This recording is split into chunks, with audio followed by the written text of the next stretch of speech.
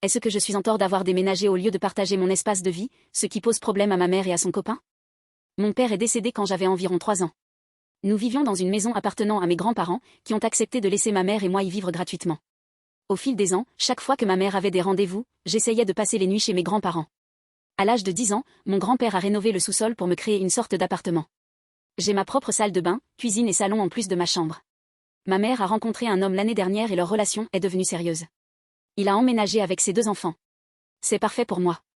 Ma mère mérite d'être heureuse et d'avoir quelqu'un dans sa vie.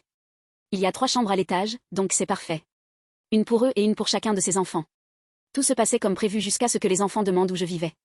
J'ai dit que je vivais au sous-sol. Ils ont fait une blague sur le fait que j'habite chez ma mère au sous-sol. Je les ai invités à jouer à Mario Kart pour être sociables et, soyons honnêtes, pour leur montrer ce que j'avais. J'ai un canapé que mon oncle m'a donné et le vieux fauteuil inclinable de mon père dans le salon. Le fauteuil inclinable est seulement pour moi et tous mes amis le savent.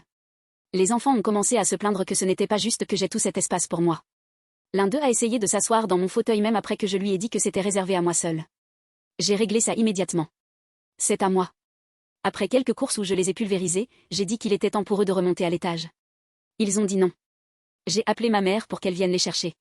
Au cours de la semaine suivante, ma mère a commencé à laisser entendre que mon salon devrait être un espace commun. J'ai dit non. Elle a commencé à insister.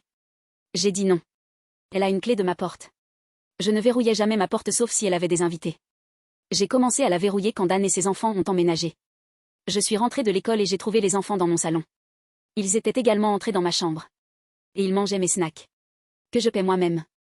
J'ai crié et leur ai dit de dégager. J'ai appelé ma mère pour lui demander pourquoi ils étaient là. Elle a dit qu'elle avait décidé que ce n'était pas juste que j'ai presque un tiers de la maison pour moi seule et que ma télévision et mes consoles de jeux devraient être partagées. J'ai dit que c'était hors de question. Elle s'est vraiment fâchée contre moi et a dit que c'était réglé et que je devais m'y faire. Mon grand-père et mes oncles sont venus me chercher. Et toutes les choses qui comptent pour moi. Y compris mon fauteuil inclinable. Il a dit à ma mère qu'elle devait commencer à payer un loyer si je ne vivais plus là. J'ai une chambre chez mes grands-parents mais mon espace me manque.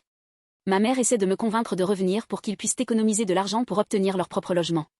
Ouais, bien sûr. Je ne suis pas si bête. Elle a dit que je devais arrêter d'être un sale gosse et me comporter comme un adulte. J'ai dit que je vivais comme un adulte jusqu'à ce que tu laisses ses enfants dans mon espace sans permission. Elle a essayé de dire qu'elle pouvait faire ce qu'elle voulait dans sa maison. Parfois, je pense qu'elle oublie que ce n'était pas la maison de mon père et qu'elle ne l'a pas héritée. Je me sens un peu coupable à ce sujet parce que ma mère est en fait plutôt cool et je déteste que cela cause des tensions dans sa relation. Suis-je en tort?